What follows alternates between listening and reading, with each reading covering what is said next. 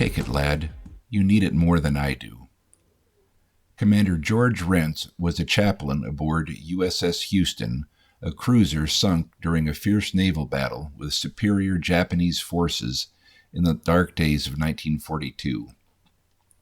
Clinging to a desperately overloaded piece of wreckage with several other sailors, he relinquished his spot of safety.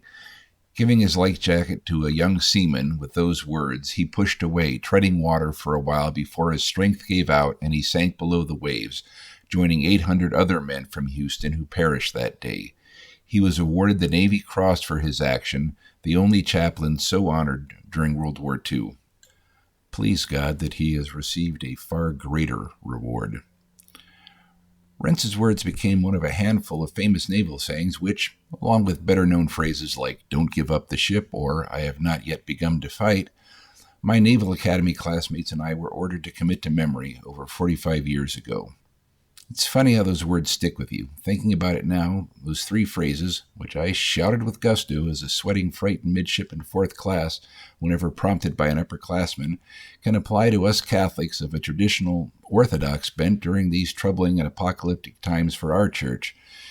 And surely 2020 will be a year as dark for our beloved Catholic Church as was 1942 for the U.S. Navy, the year Rents laid down his life. Now, hopefully, nobody listening to this will be scratching their heads wondering why I lament the state of things in our church. If you don't know the situation, you simply haven't been paying attention. For the rest of us, perhaps these three phrases will seem like good advice. Don't give up the ship. I don't know about you, but there's no way I'm abandoning the bark of Peter, no matter how hot the battle. I've not yet begun to fight. The enemy is demanding our surrender. Far from complying, we're about to renew the battle with fierce determination. Take it, lad. You need it more than I do. Maybe this one isn't as clear. Let me explain. My response to the desperate battle facing us is nowhere near as noble or heroic as what that chaplain did amidst one of the most fierce battles of World War II. It's really pretty trivial and cheesy in comparison. Instead of giving up my life jacket, I'm giving up my seat at my FSSP parish. Huh? FSSP, that's the Priestly Society of St. Peter, one of the organizations that does the Latin Mass exclusively. And my FSSP parish is small. In fact, let me restate that. My FSSP parish church building is small. When FSSP was granted permission to have a parish in my city, the diocese gave us a small, run-down church that had been closed and abandoned, stark evidence of Catholicism's post-Vatican II continual collapse. After 3 years of effort, including some pretty serious engineering, the building had been restored to its former beauty. The high altar was in place, and all vestiges of the Novus Ordo experiment were gone. And our little restored parish began to grow steadily. And it wasn't just cranky old-timers incapable of, quote, getting with the times, unquote, as traditional Mass detractors like to paint us. Nope. More and more young families came through our doors. In 10 years, our little outfit produced 5 vocations. The growth was steady but manageable. Then came the summer of shame.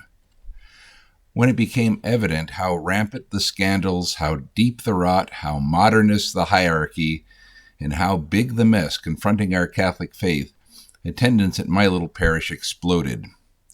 We ushers saw more and more new faces every week. There were more and more new families showing up. They were curious first-timers, and they had questions which we tried to answer, always encouraging them to come back. And boy, did they come back. Our job as ushers, of course, included finding seats for our parishioners and visitors. These days, we look less like ushers and more like those famous Japanese train conductors who have to pack the passengers away like sardines. Our 3 FSSP priests laid on additional Sunday masses to alleviate the strain, but the crowds just kept growing. We're now at the point where if you don't show up for Mass at least a half hour early, you're not going to get a seat. At least not a pew inside the church. During good weather, which is abundant in our state, We leave the double doors open and set up a couple of rows of folding chairs under a portable canopy. People sit outside, peering in and listening to the homily broadcast on exterior speakers.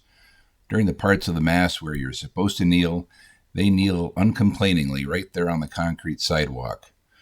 We've taken 2 of our classrooms and made them overflow rooms where the Mass is relayed via Wi-Fi onto large screen displays. A first-time visitor to our parish shouldn't be forced to watch from such a disadvantaged location, so it's not uncommon for parish regulars to give up their pew to a visitor. And such is the state of our little Latin Mass parish.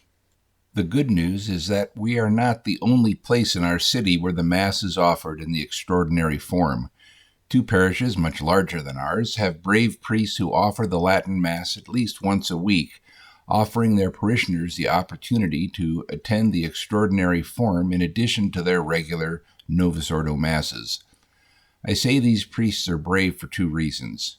First of all, they haven't had the extensive training which Latin-only outfits like FSSP, ICKSP, and SSPX seminarians go through. The Latin Mass is beautiful, but certainly difficult for a man not trained from the ground up in saying it. And secondly, our city is home to one of the more liberal bishops in America. So far, he's been tolerant of these pre-1969 Masses being said by his diocesan priests, and that, of course, could change at any moment. I've attended these Masses, and they're growing as well.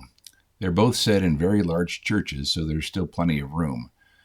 I'd put the attendees at a Novus Ordo parish Latin Mass at about, and this is a very unscientific guess, about 40% Tradi and 60% Novi. Many families are being exposed to the old rite, and that's a good thing. It's also a good thing to have a significant number of Tradies in the pews there. We act as guides of a sort, I guess.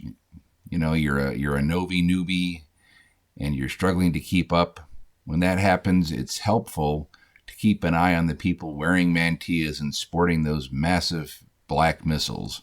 When they kneel, you kneel, and there ain't nothing wrong with that. I've also struck up a friendship with the pastor of one of these Novus Ordo parishes. He's a wonderful guy, orthodox in his theology, and eager to bring authentic church teachings to his people. I love encouraging and supporting him. Due to logistical imperatives, dealing with chronically ill family members, my wife and I have been attending separate Masses on Sunday in order to always have somebody at home. She's been going to this Latin Mass at the big Novus Ordo church for a couple of years now. And now I'm doing likewise. I'm still a member of my FSSP parish, we both are, and we continue to support them financially. I still plan to get there at least once a month, but I think it's time to give up my pew there to make room for that next confused and battered Catholic who stumbles through the door in search of the genuine faith, which seems to be evaporating before our eyes in far too many places. To that Novi looking for a pew where they can experience the full beauty of the traditional Latin Mass, I gladly say, take it, lad, or lass. You need it more than I do.